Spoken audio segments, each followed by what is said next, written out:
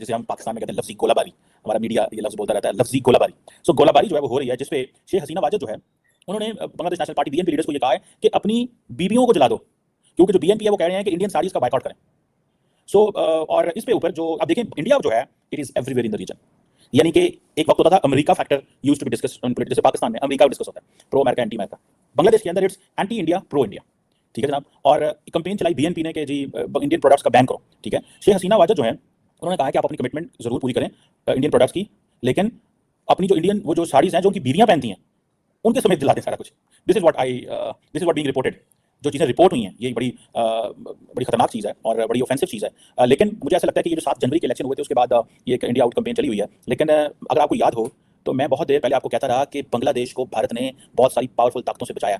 मैं आज ही बयान पढ़ रहा था, अवामी लीग के जनरल सेक्रेटरी हैं जो उबैदुल्ला कदीर साहब जो हैं, उन्होंने ये कहा कि इंडिया की सपोर्ट की वजह से बहुत सारे जो ताकतवर मुल्क हैं उन्होंने बांग्लादेश के इंटरनल मामलात में इंटरफेयर नहीं किया, मैडलिंग नहीं की। और आपको पता है मैं G20 में जब हुआ मैंने तब भी आपको कहा था कि जो शेख हसीना वाजद और जो बाइडन के दरमियान नरेंद्र मोदी ने बल्फ को पिघलाया था, because Sheikh Hasina Wazed is in a good interest of India and prime minister Modi नहीं चाहते थे कि अमेरिका इतनी टफ लाइन ले कि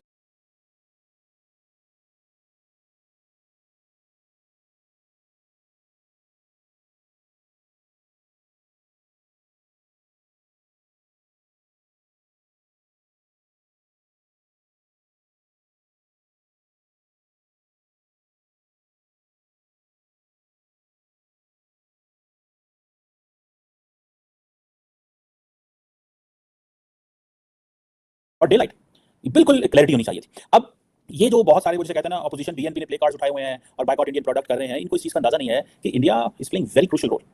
और जिसे वो कहते हैं ना अब जो ज़ियाउर रहमान है, ठीक है जी, बीएनपी के, वो उसको कहती है कि जब ये सेक्टर कमांडर था लिबरेशन वॉर के दौरान और ये पाकिस्तानी जो फोर्सेज थी उन्होंने जब अटैक किया बंगालीज के ऊपर, ये उनमें एक्चुअली इन्वॉल्व था।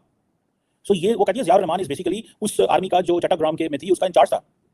सो ये आप इमेजिन करें, इंडिया के अंदर पाकिस्तान और बांग्लादेश के अंदर पाकिस्तान फैक्टर भी नहीं मिटा। सो शेख हसीना वाजद की जो पॉलिटिक्स है that is anti Pakistan, pro India, pro Bangladesh, but she has created this divide within. So वो कहती है ज़ियाउर रहमान भी इन्वॉल्व था, जमात इस्लामी भी इन्वॉल्व थी, हमें सिर्फ और सिर्फ इंडिया ने जो है वो बचाया है और हम इंडिया के साथ खड़े हैं। This is what she is trying to project and say all the time. वो कहती है इंडियन प्रोडक्ट्स का जरूर बाइकआउट करें, लेकिन पहले अपनी वो जो आपकी जो इंडियन साड़ियाँ जो उनकी बीवियों ने पहनी है ना, जो उनकी क्लोजेट्स में पड़ी हैं, उनको आग लगाएं।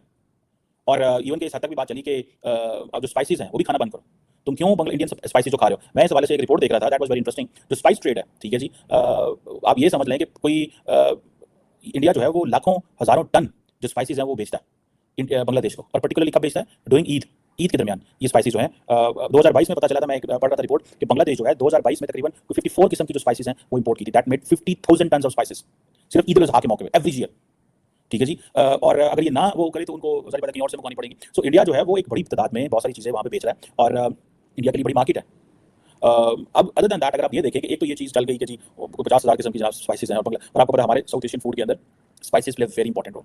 सो उसमें जिंजर भी आता है, मसाले आते हैं और भी पता नहीं क्या क्या आता है। अगर जो लोग बाहर आते जाते रहते हैं, मैं जब अमेरिका जाता हूँ या कभी यूरोप जाता हूँ तो वहाँ पे आप कभी इंडियन या पाकिस्तानी जो है वो रेस्टोरेंट्स में जाएं तो आपको पता चलेगा कि मसाले की क्या वैल्यू है। ठीक है, तो वो सारे का सारा जो मसाला है वो कहते हैं कि ये हमें कहाँ से आ रहा है, ये इंडिया से आ रहा है। So Sheikh Hasina Wazed in many ways is talking about, she is protecting and talking कि हाँ भाई हमें जो है वो ये जो एंटी इंडिया सेंटीमेंट है ये कबूल नहीं है। So stop criticising India.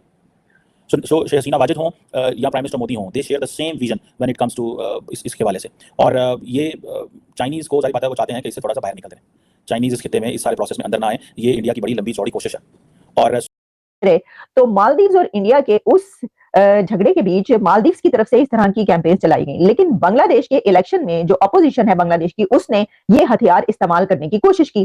तो शेख हसीना ने उनको उड़ा के इस तरह रख दिया। शेख हसीना की ललकार ये थी कि अगर ये बाइकआउट करना चाहते हो तो पहले तुम अपनी बीवियों की साड़ियां जलाओ।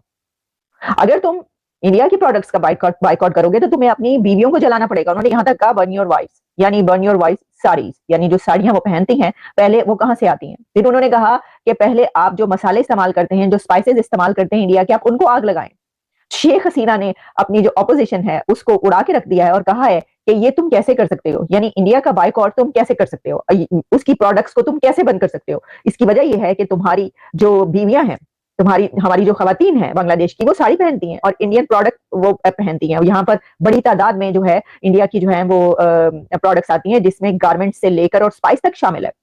तो ये जो है ये एक देख रहे हैं हमें वहां पर खींचातानी जो कि इलेक्शन के दौरान, यानी इलेक्शन कैंपेन है बांग्लादेश की। Hello Alia, love you dear, thank you so much, आप सबका बहुत शुक्रिया जो देख रहे हैं। तो जनाब इलेक्शन कैंपेन है बांग्लादेश की और बात किसकी की जा रही है? इंडिया की। तो हमें ये एक फिनोमेना ऐसा नजर आता है कि जिसमें कभी जो है वो सुपर पावर्स जिनकी बात की जाती थी, कहीं पर देखिए ना पाकिस्तान में कैसे, वो आपको पता ही जो होता है पाकिस्तान में क्या होता है, कोई भी बात हो, कोई भी झगड़ा हो, उसमें ले आते हैं ये तो सारा किया धरा अमेरिका का है। कुछ भी होना उनकी तरफ से, मतलब क्या कहें अब हम इसको, ये जो